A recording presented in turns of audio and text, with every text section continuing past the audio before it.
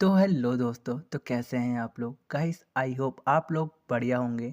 Guys पहले तो मैं आप लोगों से माफ़ी चाहता हूं क्योंकि मैं इतने टाइम से कोई भी वीडियो बनाकर अपलोड नहीं कर रहा हूं। इसका बस एक छोटा सा कारण है।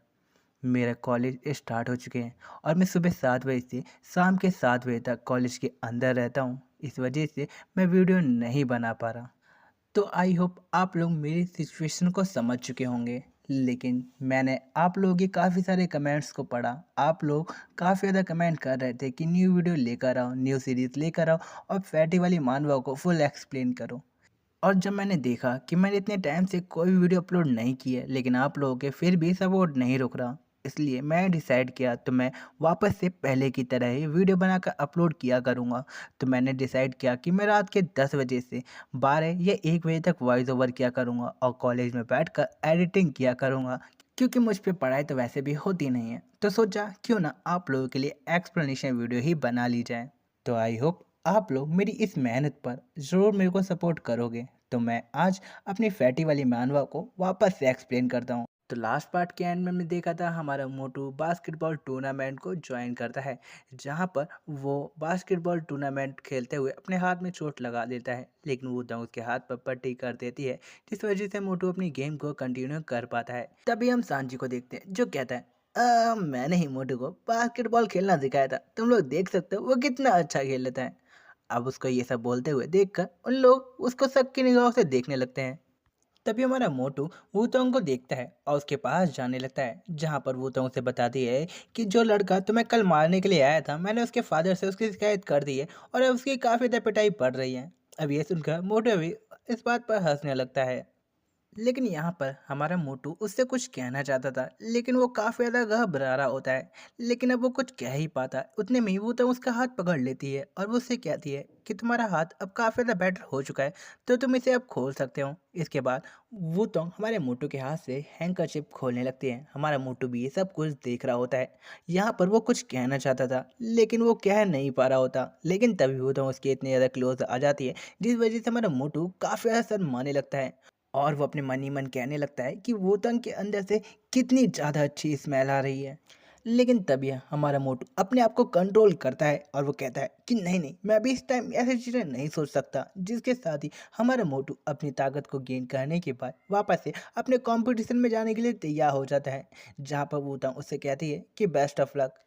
इतने कहकर वो वहां से जाने वाली होती है अपने हैंकरशिप को लेते हुए, लेकिन हमारा मोटू उसको रोक लेता है और वो उससे कहता है क्या वो उसका हैंकरशिप को थोड़ी देर के लिए उधार ले सकता है, जिस पर वो तंग उसे दे देती है। जिसके बाद हमारा मोटू उसके हैंकरशिप को अपने माथे पर लगाता है और कंपटीशन में चला जाता है। यहाँ पर हम देखते हैं कि उसके दो अपोनेंट होते हैं, लेकिन मोटू बड़ी रफ्तार से अपनी बास्केटबॉल को गोल करने लगता है, जिसकी वजह से उसे काफ़ी ज़्यादा प्रॉब्लम हो रही होती है। लेकिन वो हार ना मानते हुए इतनी तेज़ी से गोल करता है कि सभी लोग हैरान हो जाते हैं और वो बोल रहे होते हैं क्या सच में ये कोई नॉर्मल इंसान भी है क्या। यहाँ पर वो मॉस्कुलर बंदा भी ये देखकर काफ़ी ज़्यादा हैरान होता है और वो बोल रहा होता है सच में जो हमारा मोटू है उसकी एक मॉन्स्टर जैसी स्किल है।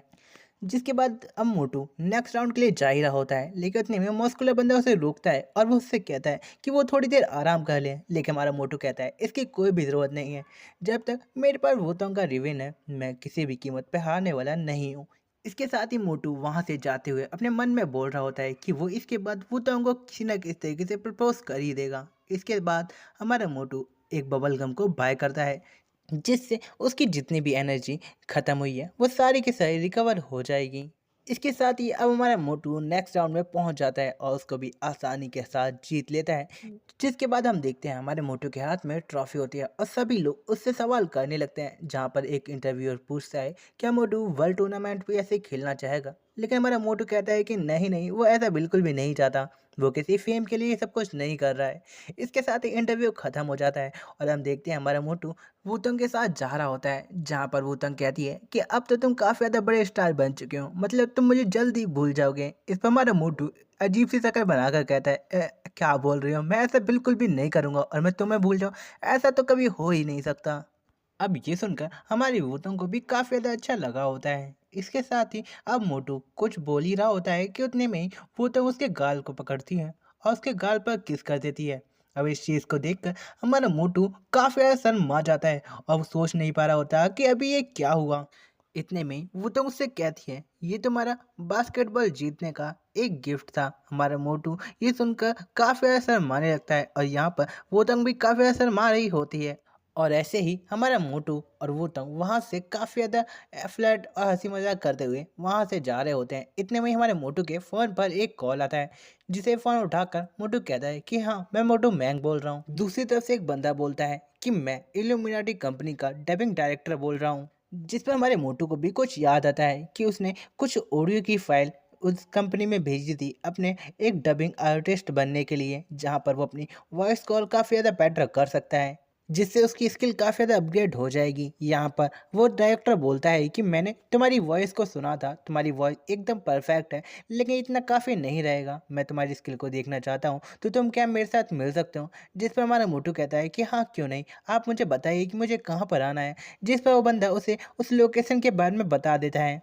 इसके साथ ही अब सीन कट होता है और हमें दिखाया जाता है हमारा मोटू एक चॉकलेट फैक्ट्री के सामने पहुंच चुका होता है और वो सोच रहा होता है कि आखिर यहाँ पर वो बंदा है नहीं, आखिर वो कहाँ पर है। तभी हम देखते हैं कि वहाँ पर एक ग्रीन हेयर वाला बंदा आता है और वो हमारे मोटू से बोलता है, क्या तुम ही मोटू मैंग हो? मतलब वही आयरन टावर जो कि काफ़ी ज़्यादा फेमस है। हमारा मोटू ये सुनकर काफ़ी ज़्यादा हैरान होता है और वो सोच रहा होता है कि इस बंदे को भी मेरे नाम के बारे में पता है और ये मेरे को जानता है, आखिर ये कौन है।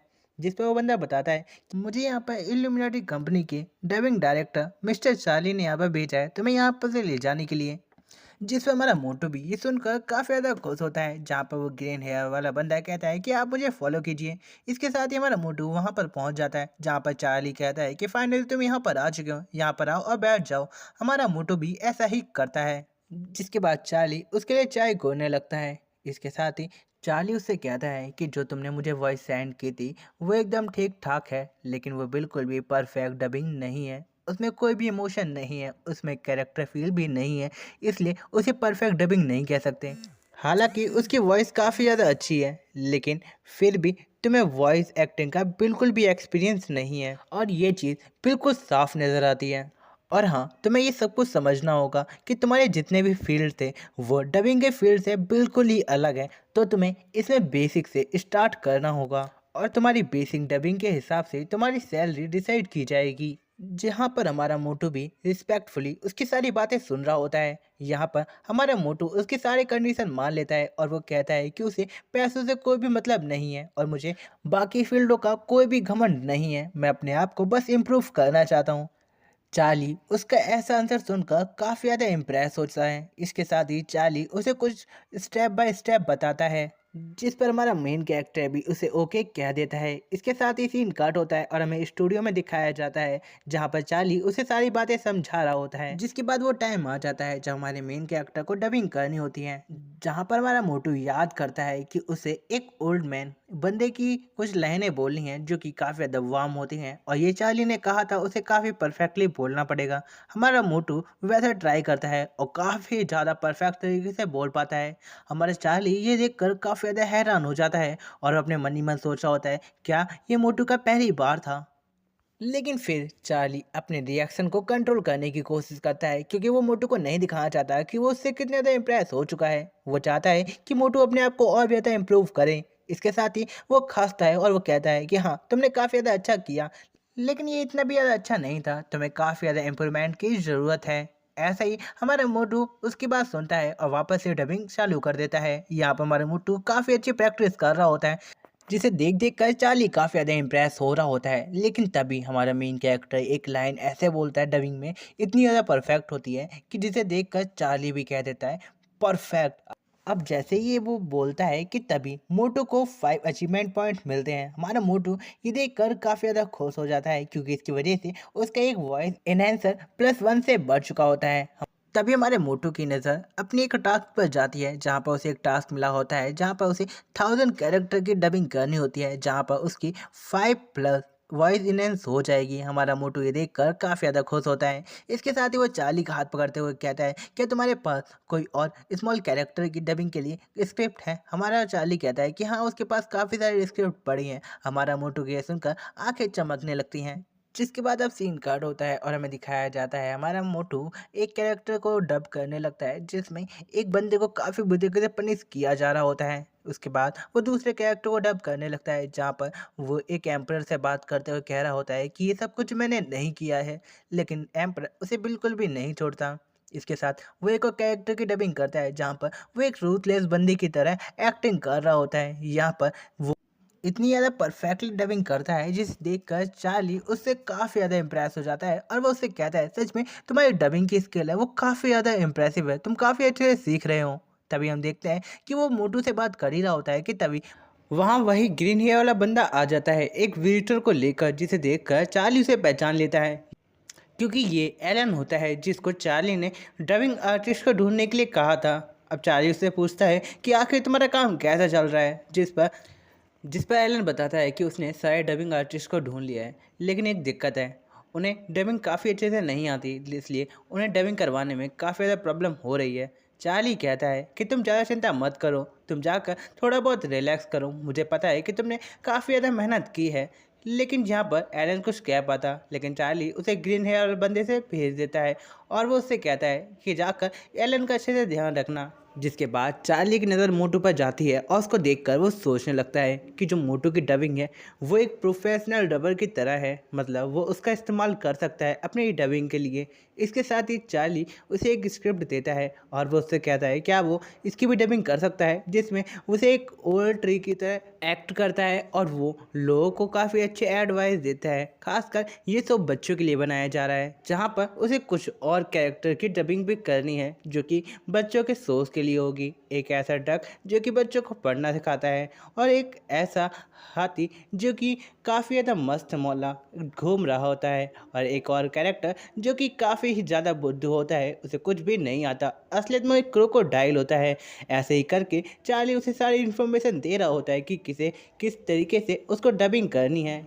लेकिन जो हमारा मोटू होता है वो उसकी कोई भी बात पर ध्यान नहीं दे रहा होता, क्योंकि वो अपने सिस्टम को ही देख रहा होता है, क्योंकि इसकी वजह से उसको काफ़ी ज़्यादा अचीवमेंट पॉइंट मिल रहे होते हैं। हमारा चार्ली उससे कहता है क्या तुम इसके लिए तैयार हो, लेकिन हमारा मोटू फिर भी कोई जवाब नहीं देता, क्योंकि वो अपने सिस्टम के स्पेस में होता है। तभी चार्ली से बोलता है कि आखिर तुम्हें क्या हुआ, जिस पर मोटू कहता है कि कुछ नहीं। यहाँ पर चार्ली उसे एक कॉन्ट्रैक्ट देता है जिसमें मोटू की डबिंग के अनुसार ही उसके लिए उसने कॉन्ट्रैक्ट बनाया होता है, क्योंकि उसे पता होता है कि मोटू काफ़ी अच्छे से डबिंग करना आसानी से सीख जाएगा और वो चाहता है कि मोटू उसके साथ जुड़ा रहे। जहाँ पर वो मोटू को टर्म एंड कंडीशन के बारे में बताता है, वो बताता है कि वो उसकी कंपनी के साथ ज्वाइन होने के बाद भी किसी और कंपनी के साथ ज्वाइन भी हो सकता है, इसमें कोई भी दिक्कत नहीं है। वो बस चाहता है कि वो उनके साथ थोड़ा बहुत मिलकर काम कर सके, यहाँ तक कि वो उसकी सैलरी 70% देंगे, जिसमें से 30% ही शेयर अपने पास रखेंगे। यहाँ पर हमारा मोटू भी उनकी टर्म एंड कंडीशन सुनकर काफ़ी ज़्यादा खुश होता है। इसके साथ ही वो कॉन्ट्रैक्ट को साइन कर देता है, जिसे देख अब चार्ली भी काफ़ी ज़्यादा खुश होता है, क्योंकि मोटू उसके साथ ज्वाइन हो चुका होता है। यहाँ पर अब जो मोटू होता है वो एक प्रोफेशनल डबिंग आर्टिस्ट बन चुका होता है। यहाँ पर उसका सिस्टम कहता है कि कॉन्ग्रेचुलेशन होस्ट। इसके साथ ही हमारा मोटू ये सुनकर काफ़ी ज़्यादा खुश होता है। इसके साथ ही हम देखते हैं कि वो चार्ली के साथ मिलकर वहाँ पर 29 कैरेक्टर्स की डबिंग को करता है, जिसके साथ ही अब ये दिन निकल जाता है। अब हमारा मोटू घर की ओर जा रहा होता है, इतने में उसका सिस्टम पॉपअप करता है जहाँ स्क्रीन पे लिखा होता है न्यूज़ मेकर टास्क कंप्लीट हो चुका है। ये देख हमारा मोटू काफ़ी ज़्यादा हैरान होता है। इसके साथ ही इसका सिस्टम उसे बताता है कल की चैरिटी कॉन्सर्ट परफॉर्मेंस और आज की टूर्नामेंट विक्ट्री दोनों मिलाकर न्यूज़ हीरो बन चुका था। यहाँ तक कि टास्क कंप्लीट होने के बाद कुछ टास्क पेंडिंग में भी पड़े थे, जैसे लाइक वाला टास्क, और भी जो उसके स्ट्रीमिंग वाले टास्क थे वो भी पेंडिंग में पड़े हुए थे। जहाँ पर मोटू कहता है कि मैं स्ट्रीमिंग मास्टर टास्क को कंप्लीट कर चुका हूँ, लेकिन कुछ भी हो जाए मैं अपनी स्ट्रीमिंग को बंद नहीं कर सकता। इसके साथ ही हमारे मोटू के दिमाग में एक आइडिया आता है। इसके साथ ही नेक्स्ट सीन में हमारे मोटू को भूतों के साथ दौड़ते हुए दिखाया जाता है। उसके नेक्स्ट सीन में हमारा मोटू अपने ड्राइंग कर रहा होता है। इसके साथ अगले सीन में हमारा मोटू डबिंग कर रहा होता है और सब कुछ मैनेज करता हुआ अपने शेड्यूल से ही हर दिन चल रहा होता है, जिसके साथ ऐसे ही दिन गुजर जाते हैं। फिर हमें अगले दिन हमारे मोटू को दिखाया जाता है, जो कि काफ़ी ज़्यादा एक्साइटिंग तरीके से उठ जाता है। तभी उसके पास सैनजी का मैसेज आता है, जिसको पढ़कर वो कहता है कि ठीक है मैं अभी आ रहा हूँ। इसके साथ ही हमारा मोटू वहाँ के लिए निकल जाता है जहाँ पर सैनजी ने उसे बुलाया था। यहाँ पर सैनजी उसे बताता है कि हाँ, मैं थोड़ी देर में तुम्हारे पास आ रहा हूँ, तब तक तुम वहाँ के माहौल को देखो। तब हमारा मोटू की नज़र कुछ भीड़ पर जाती है जो कि एक बहुत बड़े आर्टिस्ट को घेरे हुए होते हैं। तभी हम देखते हैं कि उसका बॉडीगार्ड उसे वहाँ से निकाल कर लाता है और वो कह रहा होता है कि सर आप यहाँ से चलिए। तभी हम देखते हैं कि बहुत सारा भीड़ होने के कारण एक लड़की गर्ल से टकरा कर उस एक्टर से टकरा जाती है। अब वो एक्टर उस लड़की को अपने इतने क्लोज देखकर काफ़ी ज़्यादा गुस्से में आ जाता है और वो उस लड़की को एक ज़ोरदार चाटा धर देता है और वो कहता है डिस्गस्टिंग पर्सन। जिसके साथ ही अब सारे के सारे लोगों ने उसी लड़की को घेर लिया होता है और उसी के बारे में बात कर रहे होते हैं। यहाँ पर वो लड़की भी काफ़ी ज़्यादा घबरा चुकी होती है। तभी उस आर्टिस्ट की असिस्टेंट सभी लोगों को ऑर्डर देती है जाके इस लड़की को बाहर फेंक दो। यहाँ पर हमारा मोटू भी ये सब कुछ देख रहा होता है और उसे अपने मन ही मन काफ़ी ज़्यादा गुस्सा आ रहा होता है। इसके साथ ही वो हमारा मोटू वहाँ पर जाने लगता है जहाँ पर वो असिस्टेंट हमारे मोटू को देखती है और वो उससे बोल रही होती है कि आखिर तुम कहाँ बजाने की कोशिश कर रहे हो। लेकिन हमारा मोटू इसको इग्नोर करता हुआ सीधे उस आर्टिस्ट की तरफ जाता है। तभी वहाँ कुछ गार्ड हमारे मोटू को रोकने के लिए आते हैं, लेकिन हमारा मोटू एक एक पंच मारकर उन दोनों को ही दूर फेंक देता है। इसके साथ ही उस आर्टिस्ट के पास जाकर उसे एक जोरदार चाटा लगाता है जिसकी वजह से उस आर्टिस्ट के मुंह से खून निकलने लगता है और वो उससे बोलता है कि आखिर तू है कौन। तभी हमारा मोटू कहता है कि तेरा बाप। यहाँ पर वो बंदा भी काफ़ी ज़्यादा घबरा चुका होता है और वो उससे बोल रहा होता है कि तू जानता है कि मैं कौन हूँ। यहाँ पर हमारा मोटू कहता है कि तू जानता है कि तू कौन है और तू क्या कर रहा था, तूने एक लड़की के ऊपर बेवजह हाथ उठाए, आखिर तेरी हिम्मत कैसे हुई। इसके साथ ही हमारा मोटू उसका कॉलर पकड़ लेता है और वो कहता है कि तू किसी का आइडल होने का बिल्कुल भी हकदार नहीं है। मैं चाहता हूँ कि तू जाके उस लड़की से माफ़ी मांग। यहाँ पर वो बंदा कहता है कि आके तू क्या बोल रहा है, मैं किसी भी लड़की से माफ़ी नहीं मांगूंगा। यहाँ पर सारी लड़की बियाँ उसको आर्टिस्ट को देख रही होती हैं और वो बोल रही होती हैं सच में ये बंदा बहुत ही ज़्यादा ख़राब है, इसने बेवजह एक लड़की के ऊपर हाथ उठाया। तभी हम देखते हैं कि ये पिंक हेयर वाली लड़की वहाँ पर निकल कर आती है और वो सभी को समझाने लगती है सच में हम जिस आइडल को काफ़ी ज़्यादा अच्छा समझते थे वो बिल्कुल भी अच्छा नहीं है। अभी तुम सब ने देखा कि आखिर उसने किसी लड़की पर कितनी बुरी तरीके से हाथ उठाया, वो किसी के लायक भी नहीं है। हमारा मोटू भी ये सारी बातें उन लोगों से बोल रहा होता है। इसके साथ ही वो उस आर्टिस्ट का गर्दन पकड़ते हुए कहता है कि आखिर तेरी हिम्मत कैसे हुई, मैं तुमसे कहा ना कि जाकर उस लड़की से माफ़ी मांगो। यहाँ पर वो आर्टिस्ट बिल्कुल भी ऐसा नहीं करना चाहता था। तभी हम देखते हैं कि वहाँ पर सारे की सारी लड़कियाँ उस आर्टिस्ट को घेर लेती हैं और वो ही बोल रही होते हैं कि जाकर तुम्हें उस लड़की से माफ़ी मांगनी चाहिए। यहाँ पर काफ़ी सारी लड़कियाँ घबरा रही होती हैं लेकिन वो भी हिम्मत कर ये लाइन बोल रही होती हैं। हमारा मोटू भी देख रहा होता है क्योंकि ये आइडल काफ़ी ज़्यादा फेमस होता है और इनकी वजह से उसे भी फ्यूचर में प्रॉब्लम हो सकती है। हमारा मोटू उन लोगों की बातों का समझ जाता है जिसके साथ ही अब सीन कट होता है और हमारा मोटू को दिखाया जाता है जो कि उस लड़की को उठाता है।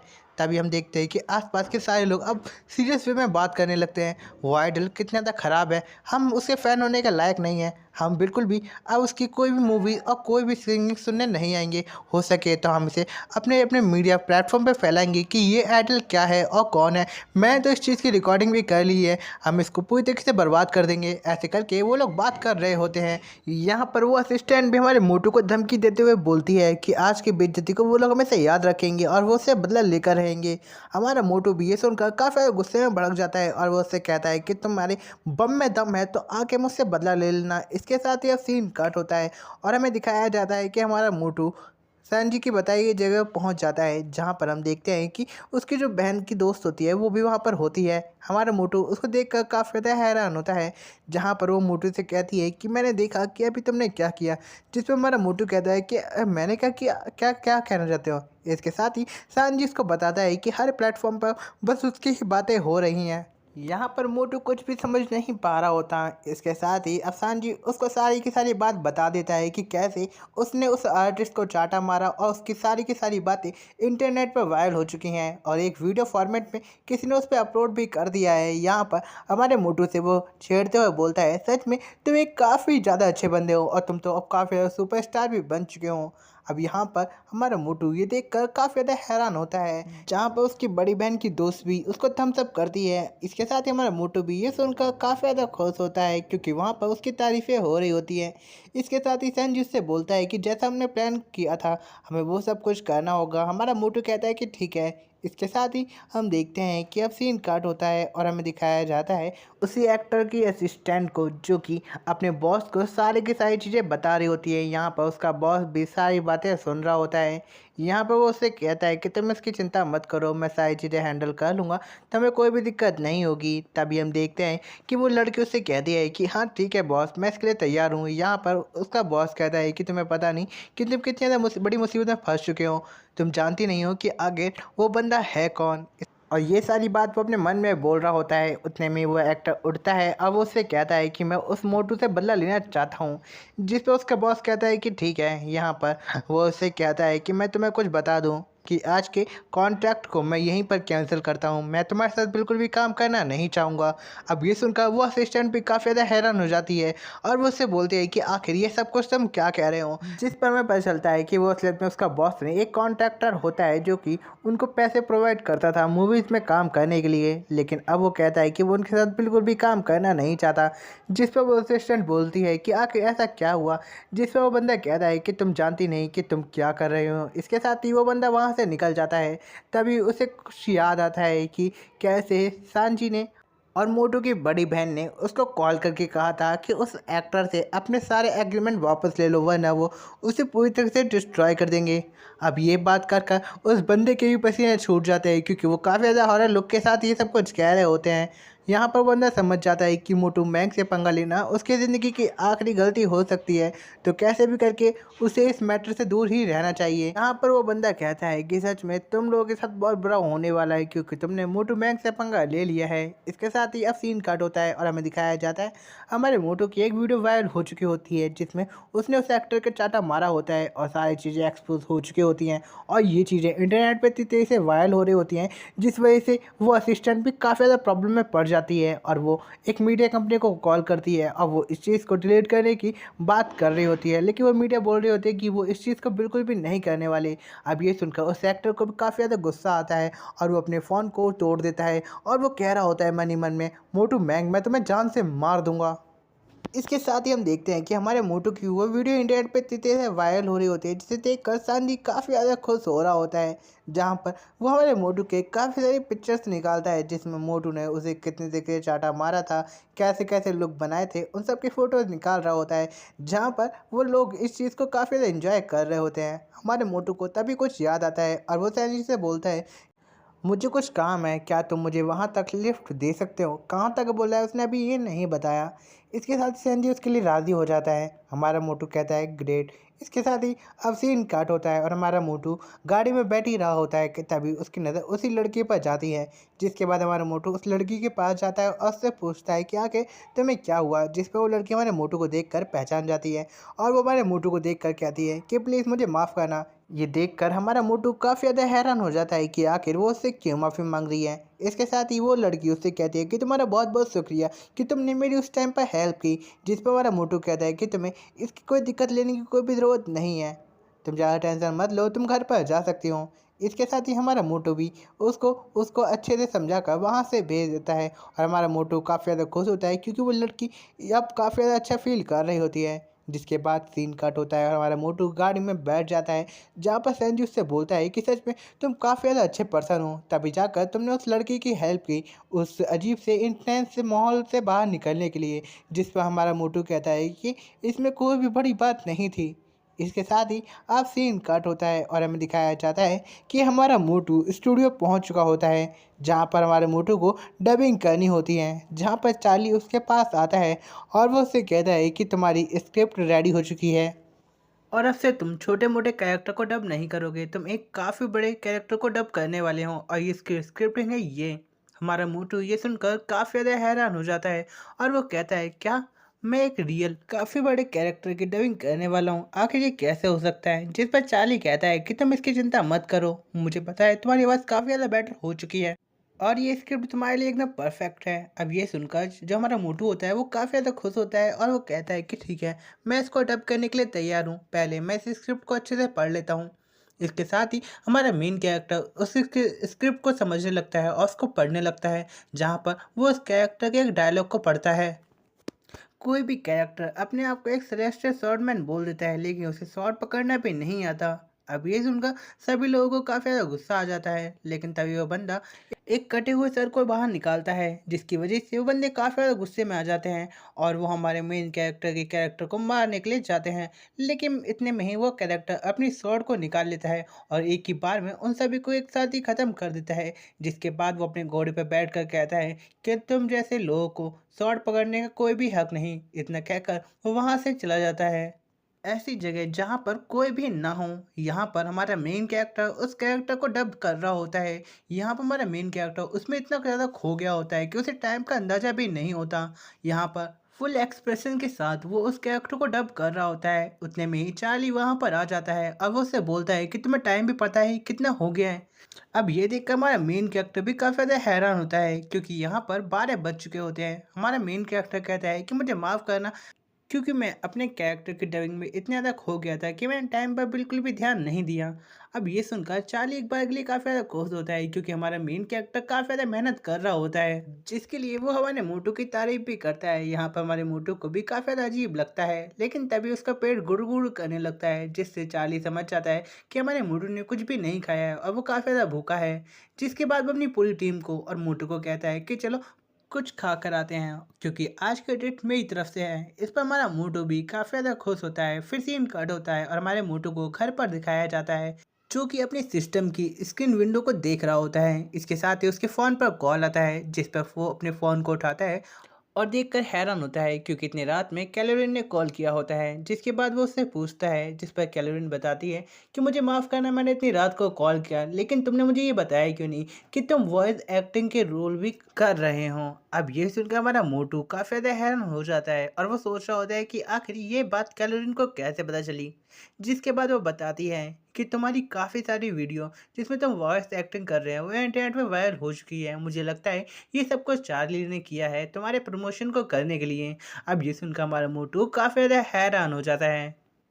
तभी कैरोलिन कहती है कि मैंने तुम्हें इस काम के लिए कॉल नहीं किया था, मुझे तुमसे कुछ मदद की ज़रूरत है। जिस पर मोटू उससे पूछता है, जिस पर कैरोलिन बताती है कि उसे एनिमेशन डिपार्टमेंट में कुछ कैरेक्टर की डबिंग करवानी है, तो मैं चाहती हूँ कि तुम उसके लिए वो करो। हमारा मोटू ये सुनकर काफ़ी ज़्यादा हैरान हो जाता है, जिस पर कैरोलिन कहती है क्या तुम मेरे लिए इतना भी नहीं करोगे। जिस पर मोटू भी तैयार हो जाता है। अब ये सुनकर कैरमरी काफ़ी ज़्यादा खुश हो जाती है और वो उससे कहती है कि 21 को 10 बजे मेरे ऑफिस में मिलना। इस पर मोटू भी तैयार हो जाता है। इतने में ही हमारे मोटू के फ़ोन पर मैसेज आता है और वो मैसेज किसी और का नहीं, उसकी बड़ी बहन का होता है, जहाँ पर उसकी बहन कहती है कि मैं तुमसे बिल्कुल भी बात नहीं कर पा रही हूँ, आखिर तुम मेरे मैसेज का रिप्लाई क्यों नहीं देते। जिस पर हमारा मोटू कहता है कि मैं कुछ कारणों की वजह से काफ़ी ज़्यादा बिजी चल रहा था, जिस वजह से मैं कोई भी रिप्लाई नहीं दे पा रहा था। जिस पर उसकी बड़ी बहन कहती है कि चलो वो बात छोड़ो, तुम्हें वो बात याद है ना कि मुझे 11 नवंबर को एक अवार्ड मिलने वाला है और मैं तुमसे कहा था कि तुम्हें उस अवार्ड में मेरे साथ आना है। जिस पर हमारा मोटू ये सुनकर काफ़ी ज़्यादा हैरान हो जाता है और उसे कुछ याद आता है, कि उसे याद आता है कि पिछले लाइफ में जब वो जापान के लिए 11 नवंबर को ट्रैवल कर रहा था, तब उसका प्लान हाईजैक हो गया था और उसमें उसकी मौत हो गई थी। उसे वो याद आने के बाद हमारा मोटू काफ़ी ज़्यादा डर जाता है, क्योंकि पिछली लाइफ में भी वो उसी जगह जा रहा था जहाँ पर वो अभी जाने वाला था। हम इधर जब अपने मोटू को पिछली लाइफ की मेमोरी याद आती है, वो काफ़ी ज़्यादा डर जाता है और वो याद करता है कि आज 25 है, मतलब 11 नवंबर ज़्यादा दूर नहीं है। हमारा मोटू अपनी बहन को कोई भी रिप्लाई नहीं देता कि वो आने वाला है या नहीं। इसके बाद वो वहाँ पर सो जाता है और भूलने की कोशिश कर रहा होता है, लेकिन तभी वो देखता है कि उसके सामने एक टेररिस्ट खड़ा होता है, जिसने हमारे मोटू को गोली मार दी होती है और ये सारी चीज़ें वो अपने पास्ट लाइफ के बारे में सोच रहा होता है। जिसके बाद वो अपने प्रेजेंट के बारे में सोचता है, जब उसे सिस्टम मिल चुका होता है और इस लाइफ के अंदर उसकी पूरी ज़िंदगी बदल चुकी होती है। वो एक आर्टिस्ट बन चुका होता है, वो काफ़ी ज़्यादा फेमस हो चुका होता है, यहाँ तक कि वो जिस लड़की को पसंद करता था वो भी उसे मिल चुकी है। हमारा मोटू को ये सब कुछ याद आने के बाद वो सोच रहा होता है, क्या मुझे ये सब कुछ भूलकर अपनी पिछली वाली लाइफ की तरह उस प्लेन में जाना चाहिए जिसमें काफ़ी ज़्यादा खतरा है, या फिर मुझे अपनी लाइफ को इसी तरीके से जीना चाहिए जैसे वो जी रहे हैं। वो उस वाले खतरनाक इंसिडेंट को बिल्कुल भी फील नहीं करना चाहता। हमारा मोटू ये सब कुछ सोच ही रहा होता है कि इतने में ही उसे कुछ विज़न दिखाई देता है, जहाँ पर पिछली लाइफ की तरह हमारे मोटू का प्लेन हाईजैक हो चुका होता है। हमारा मोटू वहाँ पर बैठा कुछ सोच रहा होता है कि कैसे वो यहाँ पर इन लोगों की मदद करे। इसके बाद वो अपनी इनविजिबल कैप को पहनता है और एक टेररिस्ट के पास जाकर उसकी गन को पकड़ लेता है। यहाँ पर वो टेररिस्ट समझ नहीं पा रहा होता कि आखिर ये क्या हो रहा है, उसे कुछ भी दिखाई नहीं दे रहा होता। दूसरा टेररिस्ट बोल रहा होता है कि आखिर तुझे क्या हुआ, तू आखिर यहाँ पर क्या कर रहा है। लेकिन तभी हम देखते हैं कि झपटा झपटी में हमारे मोटू की गलती से कैप उतर जाती है और सभी लोग हमारे मोटू को देख पा रहे होते हैं। अब ये देखने के बाद वो टेररिस्ट हमारे मोटू पर गोलियां तान देता है और चला देता है। हमारे मोटू को वहाँ पर गोलियां लग जाती है, जिसकी वजह से हमारा मोटू उस टाइम मारा जाता है। अब ये देखकर हमारे मोटू की आँख खुल जाती है। हमारा मोटू काफ़ी ज़्यादा घबरा चुका होता है। असलियत में ये उसका एक काफ़ी खतरनाक सपना होता है। यहाँ पर हमारा मोटू सोच रहा होता है, क्या ये मैं सपना देख रहा था? जिसके बाद हमारा मोटू अपने फ़ोन को चेक करता है, क्या वो सपना सच में देख रहा था? इसके साथ ही मोटू को यकीन हो जाता है कि वो सपना देख रहा था, लेकिन वो काफ़ी ज़्यादा कन्फ्यूज़ होता है। वो सोच रहा होता है, क्या वो उसने अपने सिस्टम का यूज़ करके फ्यूचर को प्रिडिक्ट किया था? हमारे मोटू को कुछ भी समझ में नहीं आ रहा होता कि अभी उसके साथ क्या हुआ। इसके साथ वो सोच रहा होता है, क्या उसे इस टेररिस्ट की खबर पुलिस को बता देनी चाहिए? लेकिन वो सोचता है कि पुलिस उसकी बात पे यकीन नहीं करेगी और उसका मज़ाक उड़ाएगी। क्योंकि यहाँ पर हमारे मोटू के पास कोई भी सबूत नहीं है। जब तक उसके पास कोई सबूत नहीं होगा, पुलिस की बात पे यकीन नहीं करेगी। इसके बाद सीन कट होता है। हमारा मोटू तैयार होकर जॉइंग के लिए निकल जाता है, जहाँ पर वो तंग भी हमारे मोटू को देखती है और उसके एक्सप्रेशन को देखकर वो उससे पूछती है कि आखिर तुम्हें क्या हुआ? अगर तुम काफ़ी ज़्यादा थका फील कर रहे हो तो तुम्हें दौड़ने की कोई भी ज़रूरत नहीं है। जिस पर हमारा मोटू कहता है कि ऐसी कोई भी बात नहीं है। जिस पर भूतंग कहती है कि आखिर फिर तुम्हें क्या हुआ, तुम्हारा चेहरा ऐसा क्यों है? जिस पर मोटू उससे एक सवाल करते हुए पूछता है, क्या मैं डरपोक निकला अपनी जान बचाने के लिए सभी लोगों को छोड़ दूं? क्या तुम मुझे तब भी पसंद करोगी? जिस पर वो तो कुछ भी समझ नहीं पाती क्या उसने क्या कहा। लेकिन फिर मोटू उससे कहता है, क्या कभी ऐसा हो कि काफ़ी सारे लोगों ने उन सभी को घेर रखा हो और उसके पास चांस हो किसी की जान बचाने के लिए, लेकिन वो काफ़ी ज़्यादा डरा हो और वो उस चीज़ से पीछे हट जाए, तो वो उसे तब भी पसंद करेगी? जिस पर वो तो उसके गले लगते हुए कहती है कि हाँ, वो हमेशा पसंद करेगी, क्योंकि उसे पता है कि मोटू कभी भी गलत साइड नहीं चुनेगा और उसे हमेशा उस पर बिलीव रहेगा। अब ये सुनकर हमारा मोटू भी काफ़ी ज़्यादा खुश हो जाता है। जिसके बाद हमारे मोटू को उसके सवालों का जवाब मिल चुका होता है। इसके साथ ही वो अपने मन में कुछ सोच रहा होता है, लेकिन फिर वो तुमको गले लगाता है और वो उससे कहता है कि तुम्हारा बहुत बहुत शुक्रिया कि तुमने मेरे को इतना सब कुछ कहा। इसके साथ ही हमारा मोटू सोच रहा होता है कि उसके पास सिस्टम है और वो कुछ कर सकता है, लोगों की जान बचा सकता है, तो वो उन लोगों की जान बचाएगा। इसके साथ ही वो तो मुझसे बोलती है कि तुम ज़्यादा टेंशन मत लो, तुम्हें जो भी प्रॉब्लम हो तुम मुझे हमेशा बता दिया करो। जिस पर मोटू से कहता है कि तुम्हारा बहुत बहुत शुक्रिया। इसके साथ ही वो वूतंग से कहता है कि तुम हमेशा अपना ख्याल रखना, अगर मैं हूँ या ना हूँ। जिस पर वूतंग उसकी कोई भी बात समझ नहीं पाती। इसके साथ ही अब सीन कट होता है और हमें मोटू को क्लासरूम में बैठा हुआ दिखाया जाता है, जहाँ पर हम जुओ को देखते हैं जो कि मोटू को नोटिस करता है, जो कि काफ़ी ज़्यादा परेशान लग रहा होता है। जिस पर जुओ से पूछता है कि भाई आखिर तुझे हुआ क्या है? जिस पर हमारा मोटू कहता है कि कुछ नहीं, मैं रात भर सोया नहीं था इसलिए लगता है मेरा फेस ऐसा है। जिस पर जुओ कहता है कि तू कुछ ज़्यादा ही काम कर रहा है, थोड़ा आराम भी किया कर, अपनी सेहत पर ध्यान दे। लेकिन हमारा मोटू कहता है कि हाँ मैं बिल्कुल ठीक हूँ। इतना कहकर वो वहाँ से चला जाता है, जहाँ पर जुओ पीछे जाते हुए उसे देखता है और अपने मन में सोच रहा होता है कि जरूर कुछ ना कुछ गड़बड़ है। इसके साथ ही अब हमारा मोटू क्लासरूम से बाहर निकलकर अपनी बहन को मैसेज करता है कि हाँ मैं पहुंच जाऊंगा। इसके साथ ही अपना मोटू कहता है कि कैसे भी करके मुझे सभी लोगों की जान बचानी होगी। इतने में उसके फ़ोन पर एक नोटिफिकेशन आती है, जो कि कैरोलिन ने किया होता है और वो कहती है कि मैंने सारा काम कर लिया है, तुम्हें बस कुछ एक्टिंग करनी है और कुछ वॉइस डबिंग भी करनी है। जिस पर हमारा मोटू भी उसको रिप्लाई में ओके लिखकर भेज देता है। इसके साथ ही अब सीन कट होता है और हमें दिखाया जाता है कि स्क्रिप्टिंग चल रही होती है, जहां हमें कुछ सीन दिखाए जाते हैं जहां पर एक बंदे ने एक लड़की को पकड़ रखा होता है, जिसे ग्रीन हेयर वाला बंदा और एक और लड़की उसे देख लेते हैं। दूसरे सीन में हमें दो बंदों को काफ़ी डरा हुआ दिखाया जाता है। उसके नेक्स्ट सीन में हमें उसी ग्रीन हेयर वाले बंदे और पिंक हेयर वाली लड़की को दिखाया जाता है, जो कि ड्राइविंग करते हुए कहीं जा रहे होते हैं। लेकिन उतने में ही वो बंदा जो किलर होता है वो ग्रीन हेयर वाले बंदे को देख लेता है और उसको चाकू मार देता है, और ये सब कुछ वो ग्रीन हेयर वाला बंदा इमेजिन कर रहा होता है। यहाँ पर ये सब कुछ उनकी शूटिंग का एक हिस्सा होता है। जहाँ पर ग्रीन हेयर वाला बंदा कहता है कि आखिर तू कौन है और तुम्हारा क्या मकसद है। जहाँ ये एक साई-फाई थ्रिलर फुल मूवी होती है। ये मूवी को देखने के बाद हमारा मोटू इमेजिन करता है उसी सीन के बारे में जो कि उसके साथ हुआ था, जिसका उसने सपना देखा था। यहाँ पर हमारा मोटू उस सीन को याद करते हुए काफ़ी ज़्यादा घबरा रहा होता है। लेकिन वो डिसाइड करता है कि इस बार वो सभी लोगों की जान बचाएगा, कुछ ना कुछ करके उसको एक मौका मिला है तो वो इसका पूरा इस्तेमाल करेगा। इसके साथ ही वो अपनी बहन को कुछ मैसेज करता है जो कि अभी हमें बिल्कुल भी नहीं दिखाया जाता। जिसके बाद सीन कट होता है और हमें हमारे मोटू को एक टैक्सी में दिखाया जाता है जो कि एक बंदे से मार्शल स्कूल के बारे में पूछ रहा होता है।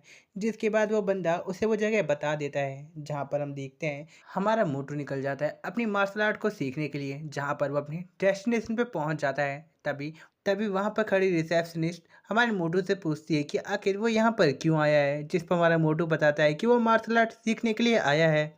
लेकिन तभी वो लड़की हमारे मोटू को पहचान लेती है और वो कहती है कि तुम तो आयरन टावर सामा हो ना, जिस पर हमारा मोटू कहता है कि आखिर तुम्हें मेरे बारे में कैसे पता।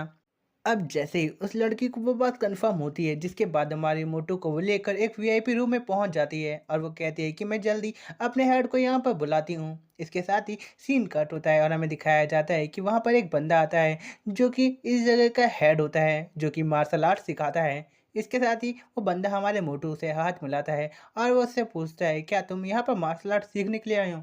जिस पर हमारा मोटू कहता है कि हाँ, मैं यहाँ पर कुछ मार्शल आर्ट सीखने के लिए आया हूँ।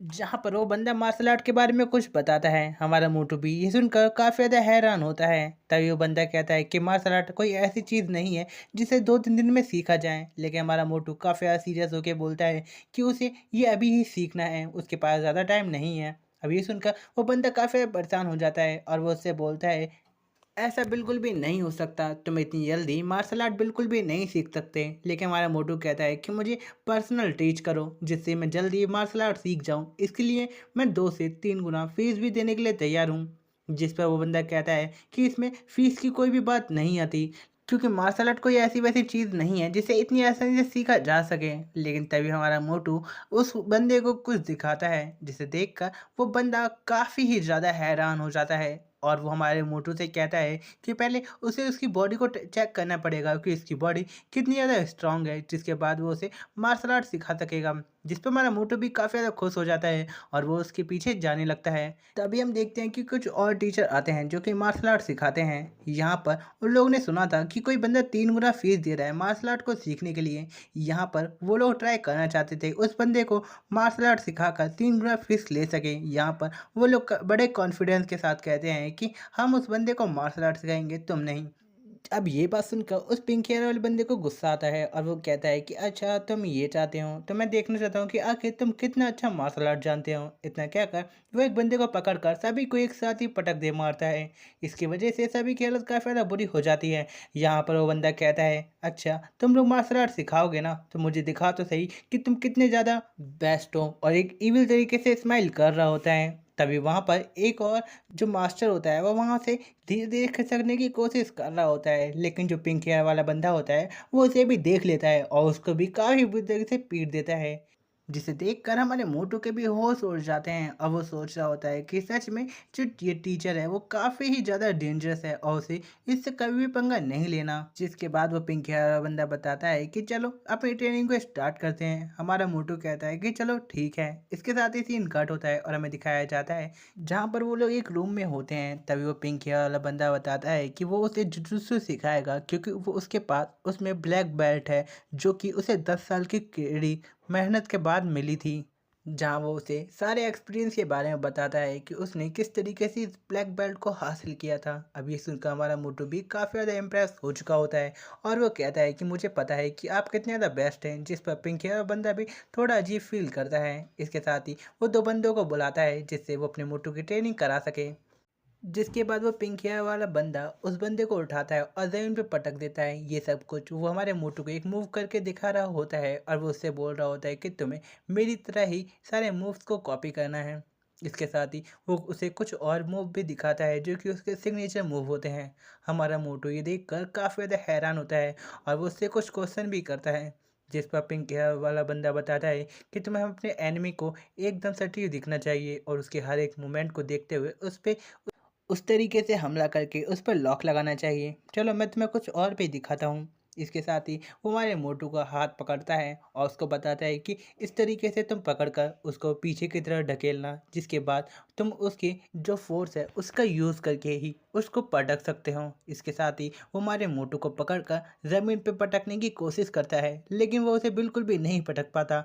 अब ये देखकर वो पिंक हेयर वाला बंदा भी काफ़ी ज़्यादा कन्फ्यूज़ होता है। इसके साथ ही हमारे मोटू को पटकने की कोशिश करता है, लेकिन वो बिल्कुल भी ऐसा नहीं कर पा रहा होता। अब ये देखकर दो बंदे पीछे से बात करने लगते हैं कि हमारे हेड को आखिर क्या हुआ, वो इस न्यूली बंदे को पटक क्यों नहीं पा रहे। लेकिन यहाँ पर हम देखते हैं कि उस हेड की भी काफ़ी ज़्यादा बुरी हालत हो जाती है हमारे मोटू को एक भी पटक दिलाने में।